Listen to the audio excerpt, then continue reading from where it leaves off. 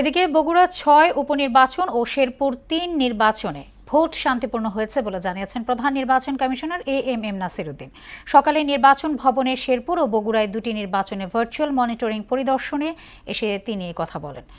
এদিকে সংবিধান সংস্কার পরিষদের শপথ নিয়ে শ্রেষ্ঠ বিতর্কে আদালতের রায়ের অপেক্ষা করার কথা জানিয়েছেন তিনি।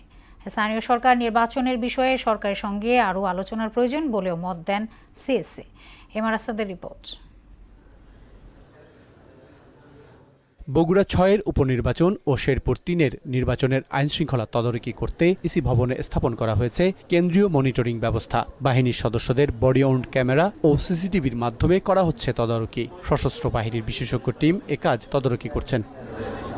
মনিটরিং পরিদর্শনে আসেন সিইসি এএমএম নাসিরউদ্দিন। প্রত্যাশা করেন শান্তিপূর্ণ নির্বাচনের। ইলেকশন বলতে সারা বিশ্ব যা বোঝায়, ইন্টারন্যাশনাল স্ট্যান্ডার্ডে যা বোঝায় সেটা আমরা দেখাইতে চাই এই জাতি। স্থানীয় সরকার নির্বাচন বিষয়ে সাংবাদিকদের প্রশ্নের জবাবে বলেন সরকারের সঙ্গে আরও আলোচনার কথা।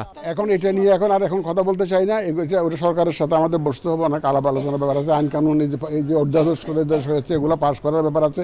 সবকিছু মিলিয়ে সার্বিক পরিস্থিতি বিবেচনা করে পরে আমরা একটা সরকারের সাথে আলাপ আলোচনা করে একটা সিদ্ধান্ত পরে কমিশন সিদ্ধান্ত নেবে। সংবিধান সংস্কার পরিষদের শপথ বিতর্ক আদালতের মাধ্যমেই সমাধান হবে বলে উল্লেখ করেন সিইসি। যেটা হাইকোর্টে বিচারাধীন বিষয় সেটি ব্যাপারে আমি কোনো মন্তব্য করতে চাই না। এম আর আসাদ, মোহনা সংবাদ, ঢাকা।